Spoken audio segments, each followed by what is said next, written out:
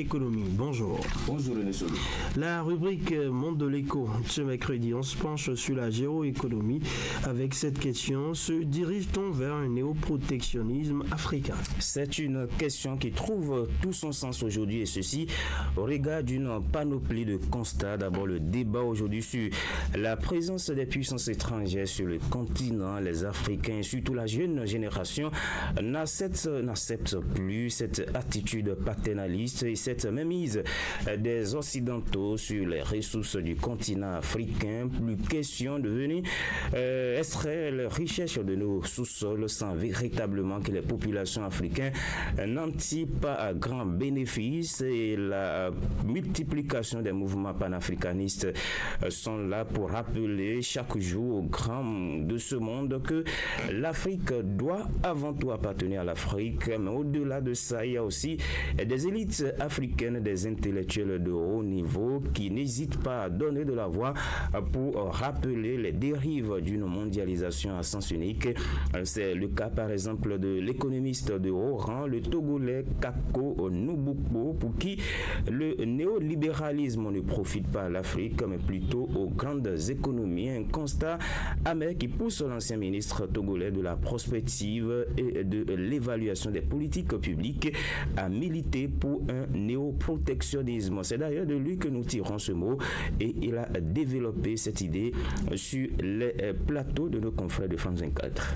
Ce dont on se rend compte dans le cadre du commerce international, c'est qu'au fond, le néolibéralisme que les institutions de Bretton Woods, FMI et Banque mondiale nous incitent à adopter depuis un demi-siècle, au fond, c'est la liberté du loup dans la bergerie. Et ce qu'on observe quand on prend le cas de l'agriculture, par exemple, c'est que les écarts de productivité sont de 1 à 400. C'est-à-dire que quand le paysan de l'Arkansas aux États-Unis travaille pendant 1 heure, et que le paysan sénégalais travaille pendant 1 heure, le paysan américain produit 400 fois plus. Mais il n'a pas 400 fois plus de coûts de production. Dans le même marché, le paysan sénégalais, il disparaît. Et donc, ce ne serait pas très grave, au fond, si les préceptes néolibéraux étaient appliqués jusqu'au bout. C'est-à-dire la mobilité des facteurs, capital et travail, surtout le travail. Donc, si on nous autorisait à migrer, le modèle pourrait être ajusté. Et donc, c'est difficile, dans le cadre d'un modèle qui n'est pas appliqué, d'obliger les Africains à jouer ce jeu-là. Alors Jacques, quelle thérapie ou que faire pour rééquilibrer les débats entre les grandes puissances et les économies africaines? Voilà pourquoi nous parlons aujourd'hui de néoprotectionnisme. Il ne s'agit en fait pas d'un protectionnisme radical tel que fermer les frontières par exemple ou couper les échanges commerciaux avec le reste du monde, non. Il s'agit, si vous voulez, d'une forme de protectionnisme qui permet aux économies africaines de résister aux grands, et à ce niveau, l'économiste Kako Nubukbo propose 2 solutions. La première, c'est de rehausser les tarifs douaniers sur les produits importés du reste du monde, ce qui rendra ces produits plus chers et pousser les Africains à produire et consommer local. Kako Nubukbo propose aussi la préservation des ressources naturelles du continent, les lacs, rivières, forêts, mines. L'ensemble de ces biens communs ne doivent plus être dilapidés comme par le passé, suggère-t-il. Une idée qui épouse à 100% celle des panafricanistes. Comme je le disais, il est militant d'une Afrique véritablement indépendante. On va écouter l'économiste togolais, membre de l'UEMOA, l'Union économique et monétaire ouest-africaine, Kako Nubukbo. Déjà sur les tarifs, il faut remonter les tarifs. L'Afrique est le continent le moins protégé au monde. Il faut absolument remonter les tarifs pour qu'il y ait une neutralité pour le consommateur entre consommer ce qui est produit chez lui et acheter ce qui est importé.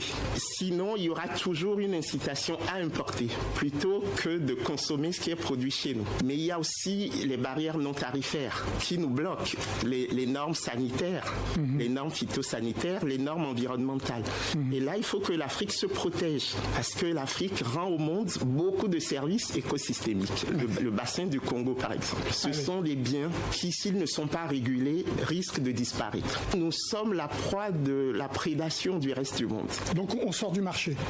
Non, on fait comme ce que préconisait l'économiste égyptien Samir Amin, on se déconnecte. Oui. Donc ce n'est pas l'autarcie, mais c'est la capacité en fait à créer de l'activité chez nous, en Afrique, et à commercer avec le reste du monde une fois qu'on a des filières qui sont suffisamment compétitives. Ce qui fait que le dialogue doit être permanent.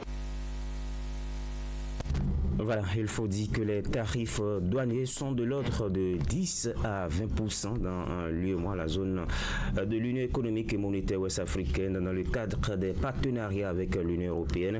Le Nigeria, pays membre de la CEDEAO et de l'Union africaine, avait proposé un taux de 50%, mais actuellement ce taux tourne autour de 35%. L'autre proposition, c'est de transformer nos ressources naturelles, coton, cacao, pétrole, uranium, sur place pour rendre nos économies plus compétitives, des économies capables de régler la question du chômage sur le continent, puisqu'à titre informatif, l'Afrique, avec ses 1,3 milliard d'habitants, est la zone du globe où beaucoup de jeunes peinent encore à trouver un boulot, ceci malgré nos 650 millions d'hectares de terres arables non encore cultivées. Et voilà donc ce qu'il faut retenir en ce qui concerne les propositions, la thérapie pour permettre à l'Afrique de résister face à ces grands du monde. Mais est-ce qu'on peut réussir tout ceci sans des politiques publiques bien ficelées, des dirigeants visionnaires et éclairés, prêts à se battre pour le développement des pays de l'Afrique? Je fais même fi, René Soglo, involontiers des crises politiques et sécuritaires sur le continent auxquelles il urge de trouver au plus vite des solutions. Mais je fais un constat, c'est que nos dirigeants semblent être extravertis. L'élite africaine pense encore que le salut doit forcément venir de l'extérieur. Conséquence, on s'accroche aux accords financiers internationaux, des prêts auprès des institutions de Bretton Woods, Banque mondiale, FMI, des clubs de Paris, de Londres, des banques arabes et tout ce que vous voulez en termes d'institutions financières. D'accord qu'il faut se tourner vers le reste du monde, qu'il ne faut pas rester fermé, mais l'histoire de l'humanité nous enseigne que tous les pays du monde qui se sont développés ont bâti les fondements de leur progrès à l'interne à travers des politiques publiques internes. Pour conclure, René Soglo, le libre-échange d'accord, mais le juste échange, c'est encore mieux. Ouais, c'est du gagnant-gagnant. 50-50. Allez, merci à vous, Jacques Débé, pour